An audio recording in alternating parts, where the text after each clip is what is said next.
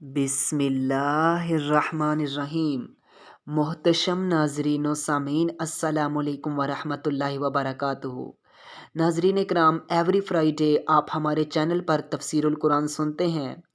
अल्लाह ताला के फ़ज़्ल व करम से हमने सूरह बकरा की 153 आयत पर बात कर ली थी और आज के मौजू में हम सूरह बकरा की आयत 154 से लेकर 157 तक बात करेंगे। तो बिना टाइम वेस्ट किए अपने मौजू की जानिब बढ़ते हैं। नाजरीन इकराम, हम आयत नंबर 154 से स्टार्ट करने की बजाय पहले आयत नंबर 155, 156, 157 पर बात करते हैं और इसी एपिसोड के आखिर में आयत नंबर 154 को डिस्कस करेंगे। तो अपने मौजू का आगाज़ करते हैं। नाजरीन इकराम, आज के इस मॉडर्न दौर में जिधर निगाह दौड़ाई जाए आपको ट्रबल्स, डिफ़िकल्टीज़, चैलेंजेस, मसाइब व आलाम, मुसीबतें, परेशानियाँ देखने को मिलेंगी और इन्हीं की बिना पर हर इंसान डिप्रेस्ड, एंग्जाइटी में मुब्तला हो चुका है। डिप्रेशन का दौर चल रहा है। तो आज के एपिसोड में हम उन पॉइंट्स को हल करने की कोशिश करेंगे जिनके ज़रिए इंसान अपनी डिप्रेशन को कम कर सकता है और किस तरह से वो इन चैलेंजेस को, इन ट्रबल्स को, डिफ़िकल्टीज़ को हैंडल कर सकता है। तो इसे हम कुरान की रोशनी में देखते हैं। सबसे पहले आयत नंबर 155 का उर्दू में हम तर्जमा बयान करें तो इस तरह से है, और हम किसी न किसी तरह तुम्हारी आजमाइश ज़रूर करेंगे, दुश्मन के डर से, भूख से, प्यास से, मालो जान और फलों की कमी से, और इन सब्र करने वालों को खुशखबरी सुना दीजिए। नाजरीन कराम, अगर इसी आयत नंबर 155 की हम तफसीर पर बात करें तो इसके हवाले से इमाम शाफ़ी फरमाते हैं, इमाम शाफ़ी लिखते हैं कि यहाँ इस आयत में खौफ से मुराद अल्लाह ताला का डर है। इस आयत में भूख से मुराद रमज़ान के रोज़े और माल में कमी से मुराद ज़कात और सदक़ात वग़ैरह हैं। जानों की कमी से मुराद डिफरेंट डिजीज़ में मुख्तलिफ बीमारियों से अमवात, डेथ्स काज हो जाना, और फलों की कमी से मुराद औलाद की मौत मुराद है। नाजरीन कराम, क्योंकि औलाद दिल का फल ही तो होती है। जैसा कि एक हदीस में आता है कि जब किसी शख्स के यहाँ उसका बच्चा वफ़ात पा जाता है तो अल्लाह ताला फरिश्तों से पूछते हैं कि तुमने मेरे बंदे के बच्चे की रूह को कब्ज़ कर लिया? फरिश्ते कहते हैं कि नाम, जी हाँ। तो अल्लाह ताला फरमाते हैं कि तुमने उसके दिल का फल ले लिया। ए फरिश्तों, मुझे बताओ कि उस वक्त मेरे बंदे का रिएक्शन क्या था, उसके दिल की क्या कैफियत थी? फरिश्ते फरमाते हैं कि ए बारी ताला, उस वक्त वो आपकी हम्दो सना बयान कर रहा था और उस वक्त वो ये कलमात अदा कर रहा था, इन्ना लिल्लाहि व इन्ना इलैहि राजिऊन। तो अल्लाह ताला फरमाते हैं कि उसके लिए जन्नत में मकान बना दो। अल्लाह अकबर। नाजरीन कराम, इसके अलावा भी हम देखें तो हम प्रॉफिट्स की लाइफ्स को देख लें। प्रॉफिट्स की लाइफ किस कदर डिफ़िकल्टी से भरी हुई थी।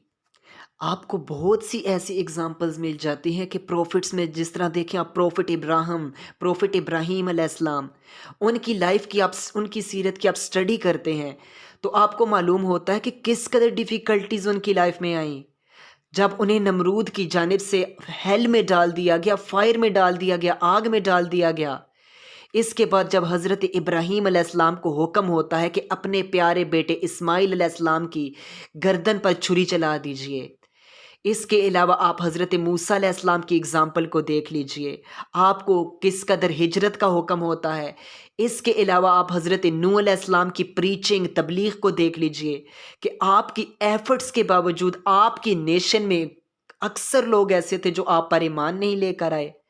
अब आप ज़रा इमेजिन कर सकते हैं कि एक लीडर जो अपनी टीम के साथ, अपनी नेशन के साथ इस कदर मुखलिस हो, उनके लिए वो काफ़ी एफर्ट्स करे, उनके लिए वो तगदो करे, उनके लिए वो अपना 100% दे दे।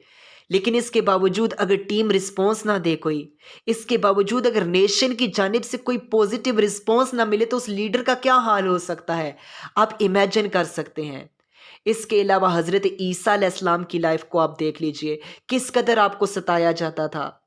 اس کے علاوہ آپ اور بھی بہت سی اگزامپلز دیکھ سکتے ہیں پروفٹس کی لائف سے، لیکن آپ ذرا امیجن نہیں کر سکتے کہ کس قدر وہ صابر و شاکر تھے۔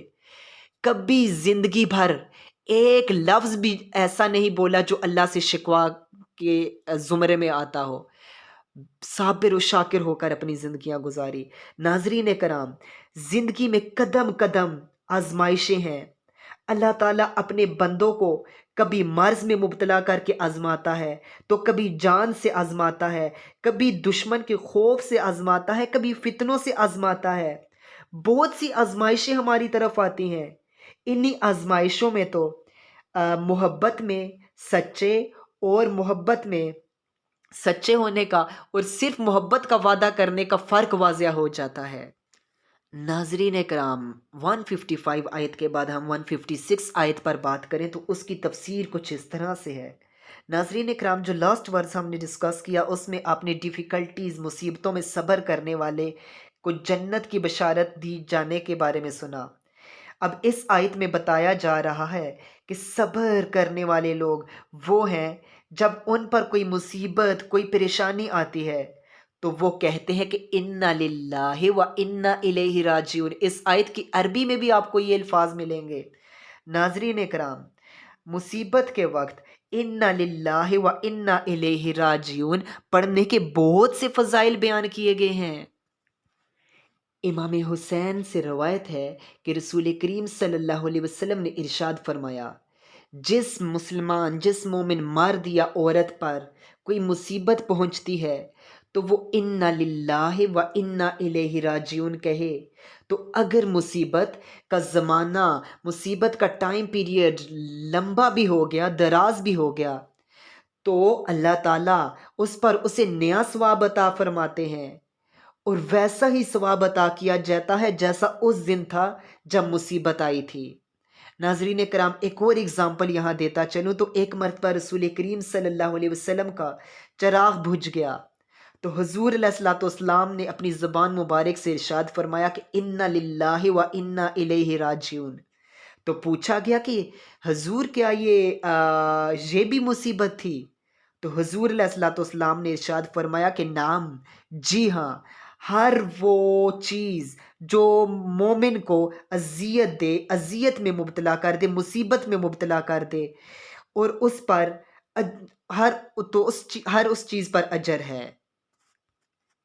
اور آج ہم ذرا امیجن کریں کہ ہماری زندگی میں کس قدر ڈیفیکلٹیز آتی ہیں، پریشانیاں آتی ہیں، ہم تو اللہ کی ناشکری کرنے لگ جاتے ہیں، لیکن حضور فرما رہے ہیں کہ جب مومن پر کوئی اذیت آتی ہے، مصیبت آتی ہے، تو اس پر اجر ہے، اس کا ہمیں ریوارڈ عطا کیا جاتا ہے۔ حضرت عبداللہ بن عباس رضی اللہ عنہ روایت کرتے ہیں کہ رسول کریم صلی اللہ علیہ وسلم نے فرمایا، میری امت کو ایک ایسی چیز دی گئی جو سابقہ امتوں میں سے کسی امت کو نہیں دی گئی۔ وہ چیز کیا ہے؟ ذرا غور سے سنیے۔ وہ چیز مصیبت کے وقت انا للہ و انا الیہ راجعون ہے۔ اللہ اکبر! یعنی کہ ہمیں اس حدیث سے پتہ چل رہا ہے کہ جس وقت ہماری لائف میں ڈیفیکلٹیز آئیں، پریشانیاں آئیں، تو ہمیں انا للہ و انا الیہ راجعون کا ورد کر لینا چاہیے۔ کیونکہ یہ ایک ایسا امتیاز ہے جو ہم سے پہلے کسی امت کو نہیں ملا۔ یہ خصوصی طور پر ہمارے لیے یہ قسم کا ٹائٹل رکھا گیا ہے۔ ناظرین کرام، اس کے بعد آیت نمبر 157 پر بات کریں تو اس کے حوالے سے کچھ چیزیں گوش گزار کرتا چلوں کہ as a human, as a Muslim, ہماری رسپانسبلٹی ہے کہ ہمیں پتہ ہونا چاہیے کہ ڈیفیکلٹیز کو کیسے ہینڈل کرنا ہے، ان کو ہینڈلز کرنے کا کیا طریقہ ہے، اور ہمیں معلوم ہونا چاہیے کہ ہمیں کسی مصیبت میں، پریشانی میں ڈس ہرٹ نہیں ہونا چاہیے، مایوس نہیں ہونا چاہیے۔ مصیبت آنے پر ناظرین کرام، زبان یا دیگر اعضاء سے کوئی ایسا کلام، کوئی ایسی بات، کوئی ایسا فعل سرزد نہ ہو جائے جو شریعت کے خلاف ہو۔ ہمیں اس چیز کا خاص خیال رکھنا چاہیے، کیونکہ آج ہمارے ہاں ایسا ہو جاتا ہے، مصیبت میں، پریشانی میں ہمارے منہ سے کیسی کیسی بکواسات نکل جاتی ہیں جو ہم امیجن نہیں کر سکتے۔ اس کے لیے صبر کی سب سے بہترین صورت یہ ہے کہ مصیبت کے آثار ظاہر نہ ہوں۔ حضرت انس رضی اللہ عنہ فرماتے ہیں کہ حضرت ام سلیم رضی اللہ عنہ کے بطن سے حضرت ابو طلحہ رضی اللہ عنہ کا لڑکا فوت ہو گیا، تو حضرت ام سلیم رضی اللہ عنہ نے گھر والوں سے، اپنی فیملی والوں سے کہا کہ آپ ابو طلحہ کو بیٹے کی وفات کی خبر تب تک نہ دیجیے جب تک میں خود خبر نہ دے دوں۔ تو فیملی نے کہا کہ ٹھیک ہے۔ اب حضرت ابو طلحہ رضی اللہ عنہ گھر تشریف لائے، تو اس موقع پر ام سلیم رضی اللہ عنہ نے شام کا کھانا فیملی میں سرو کیا، حضرت ابو طلحہ کو بھی کھانا پیش کیا گیا، انہوں نے کھانا اچھے سے کھایا۔ ام سلیم رضی اللہ عنہ نے اچھے سے اس دوران اب بناؤ سنگار کیا، پھر ابو طلحہ رضی اللہ عنہ سے فزیکل ریلیشن بھی قائم کیا۔ جب ام سلیم کو معلوم ہو گیا کہ ابو طلحہ اچھے طریقے سے ریلیکس ہو چکے ہیں، اب پریشان نہیں ہیں، اچھے طریقے سے ریلیکس ہو چکے ہیں، تو آپ نے ابو طلحہ سے پوچھا کہ آپ مجھے یہ بتائیے کہ اگر کوئی ہمیں اپنی امانت دے تو اب وہ شخص اپنی امانت واپس لے لے تو کیا ہم اسے کچھ کہہ سکتے ہیں؟ تو ابو طلحہ فرمانے لگے کہ نہیں، ہم اسے کچھ نہیں کہہ سکتے۔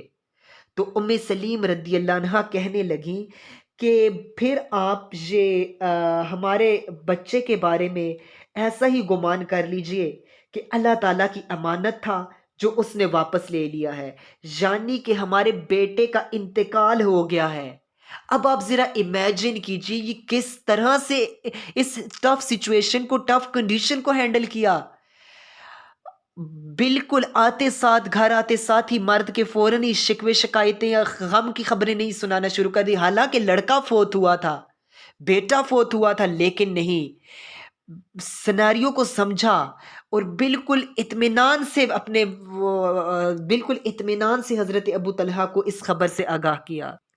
اس کے علاوہ ایک اور اگزامپل آپ دیکھ سکتے ہیں کہ امام غزالی کتاب احیاء العلوم میں لکھتے ہیں کہ حضرت فتح کے رحمت اللہ علیہ کے زوجہ کا پاؤں پھسل گیا، تو اسی دوران ان کے پاؤں کا ناخن ٹوٹ گیا، تو اس وقت آپ فوراً ہنس پڑی، تو پوچھا گیا کہ آپ کو درد نہیں ہوا؟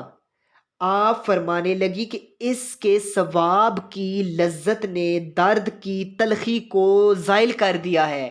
اللہ اکبر! آپ ذرا امیجن کیجئے کہ صحابہ کا جو ایک طور طریقہ تھا، اولیاء کرام کا جو طور طریقہ تھا، اس کے علاوہ حضور علیہ السلام کی مبارک زندگی سے جو ہمیں لیسنز ملتے ہیں، دیگر پروفٹس کی زندگی سے جو ہمیں لیسن ملتے ہیں، ہمیں ان کو نظر انداز نہیں کرنا چاہیے، ہمیں ان پر عمل کرنا چاہیے۔ آج ڈیفیکلٹیز، پریشانیوں، مصیبتوں کا دور ہے، ہمیں ان پر عمل کرنا چاہیے، ہمیں ڈپریس نہیں ہونا چاہیے، ڈس ہارٹ نہیں ہو جانا چاہیے پریشانیوں میں۔ اب اس کے بعد ناظرین کرام، شروع میں کہا تھا کہ آیت نمبر 154 کو ہم آخر میں ڈسکس کریں گے، تو اب ہم آیت نمبر 154 کو ڈسکس کرتے ہیں ہلکا سا۔ آیت نمبر 154 کا اردو میں آپ ترجمہ کرتے ہیں تو یہ آیت شہداء کے حق میں نازل ہوئی، شہداء کی فضیلت میں نازل ہوئی، اور اللہ تعالیٰ کی راہ کے شہیدوں کو مردہ مت کہو، وہ زندہ ہے لیکن تم سمجھ نہیں سکتے۔ ناظرین کرام، شہداء کو مردہ کہنا ان کے اعزاز و تکریم کے بالکل خلاف ہے۔ وہ اپنی برزخ کی زندگی میں بالکل زندہ ہیں، حیات ہیں۔